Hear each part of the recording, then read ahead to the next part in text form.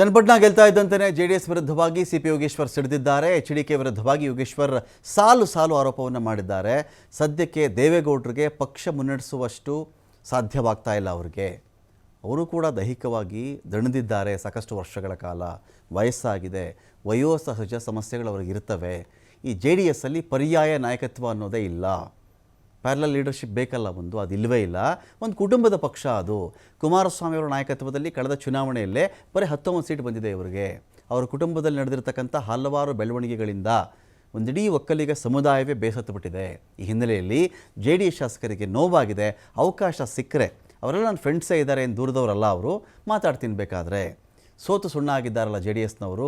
ಕುರುಕ್ಷೇತ್ರದ ಕಥೆ ರೀತಿ ಬಬ್ರುವಾಹನ ಹೇಳ್ತಾನಲ್ಲ, ಮಗನನ್ನು ಯುದ್ಧಕ್ಕೆ ಭೂಮಿ ಕಳಿಸಿ ನೀನು ರಣಹೇಡಿ ಆಗಿಬಿಟ್ಟೆ ಅಂತ. ಇವತ್ತು ಕೂಡ ಕುಮಾರಸ್ವಾಮಿ ಅವರು ಅದನ್ನೇ ಮಾಡಿರೋದು. ಅದೇ ಪರಿಸ್ಥಿತಿ. ಅವ್ರ ಮಗನನ್ನು ಗೆಲ್ಲಿಸ್ಕೊಂಡು ಬರೋಕ್ಕಾಗಲಿಲ್ಲ ಇವರು. ಅಂದರೆ ಕೇಂದ್ರ ಸಚಿವಾಗಿ ಇನ್ನೇನಪ್ಪ ಪ್ರಯೋಜನ ಇವರು? ಇದ್ರೆ ಈ ಊರು ಬಿಟ್ಟರೆ ಇನ್ನೊಂದು ಊರು ಅಂತ ಕುಮಾರಸ್ವಾಮಿ ಅವರ ಕಥೆ ಅಂತೇಳಿ ಯೋಗೇಶ್ವರ್ ಮಾತಾಡಿದ್ದಾರೆ. ದೇವೇಗೌಡರ ನಾಯಕತ್ವ, ದೇವೇಗೌಡರೇ ಹುಟ್ಟಾಕದಂಥ ಪಕ್ಷ ಅದು.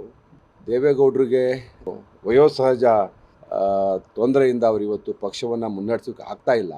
ಪರ್ಯಾಯವಾದಂಥ ನಾಯಕತ್ವ ಅವ್ರ ಕುಟುಂಬದಲ್ಲಿ ಇಲ್ಲ. ಅದೊಂದು ಕುಟುಂಬದ ಪಕ್ಷ. ಕುಮಾರಸ್ವಾಮಿ ಅವರು ಸೋತಿದ್ದಾರೆ. ಅವರ ನಾಯಕತ್ವದಲ್ಲಿ ಕಳೆದ ವಿಧಾನಸಭಾ ಚುನಾವಣೆಯಲ್ಲಿ ಕೇವಲ 18-19 ಜನ ಗೆಲ್ತಾರೆ. ಅದೇ DK ಶಿವಕುಮಾರ್ ಕರ್ನಾಟಕ ಪ್ರದೇಶ ಕಾಂಗ್ರೆಸ್ ಸಮಿತಿ ಅಧ್ಯಕ್ಷರಾಗಿ 136 ಸೀಟ್ ಗೆಲ್ತಾರೆ. ಈಗ ಹೋಲಿಸಿದಾಗ ಅವರ ನಾಯಕತ್ವ ಕ್ಷೀಣಿಸ್ತಾ ಇದೆ.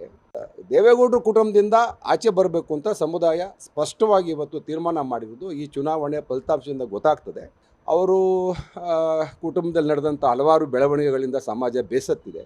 ಹಾಗಾಗಿ ಆ ಹಿನ್ನೆಲೆಯಲ್ಲಿ ಆ ಶಾಸಕರಿಗೆ ನೋವಾಗಿದೆ ಅನ್ನೋ ಹಿನ್ನೆಲೆಯಲ್ಲಿ ನಾನು ಹೇಳಿದೆ ಅಷ್ಟೇ. ಅವಕಾಶ ಸಿಕ್ಕಿದ್ರೆ ಅವರು ಎಲ್ಲ ನಮ್ಮ ಸ್ನೇಹಿತರಿದ್ದಾರೆ, ವಿಶ್ವಾಸದಲ್ಲಿದ್ದಾರೆ ಅನ್ನೋ ಮಾತನ್ನು ಹೇಳಿದ್ದೀನಿ ಅಷ್ಟೇ. ಸಾಂದರ್ಭಿಕವಾಗಿ ಹೇಳಿರೋದು ಅದೇ. ಇವತ್ತು ಸೋತು ಸುಣ್ಣ ಆಗಿದ್ದಾರಲ್ರಿ. ಈಗ ಯಾರಾದರೂ ಈಗ ಯುದ್ಧ ಭೂಮಿನಲ್ಲಿ ಈಗ ದುರ್ಯೋಧನ ಒಬ್ಬ ಮಗನ ರಕ್ಷಣೆ ಮಾಡಲಿಲ್ಲ ಅಂತ ಹೇಳ್ತೀರಿ. ಕುರುಕ್ಷೇತ್ರನ ಕೇಳಿದಾಗ ಬಬ್ರುವನ ಹೇಳ್ತಾನಲ್ಲ, ಅಭಿಮನ್ಯುವನ ನೀನು ಯುದ್ಧಕ್ಕೆ ಕಳಿಸಿ ನೀನು ರಣಹೇಡಿ ಆಗ್ಬಿಟ್ಟೆ ಅಂತೇಳಿ. ಹಂಗೆ ಇವತ್ತು ಪರಿಸ್ಥಿತಿನೂ ಹಂಗೆ. ಆಧುನಿಕ ಈ ಯುದ್ಧದಲ್ಲಿ ಕುಮಾರಸ್ವಾಮಿ ಅವರು ತಗೊಂಡಂಥ ನಿರ್ಣಯ ಹಂಗೆ ಆಗಿದೆ. ಒಬ್ಬ ಮಗನ ಗೆಲ್ಸ್ಕೊಂಡು ಹೋಗಲಿಲ್ಲ ಅಂದಮೇಲೆ ಅವ್ರು ಸೆಂಟ್ರಲ್ ಮಂತ್ರಿ ಆಗಿ, ಪಕ್ಷದ ರಾಜ್ಯಾಧ್ಯಕ್ಷರಾಗಿ, ಅವರಪ್ಪ ರಾಷ್ಟ್ರೀಯ ಅಧ್ಯಕ್ಷರಾಗಿ ಏನು ಪ್ರಯೋಜನ? ನೋಡ್ರಪ್ಪ, ನೀವೇ ಕೇಳಿ ಅವ್ರನ್ನ. ಅವ್ರಿಗೆ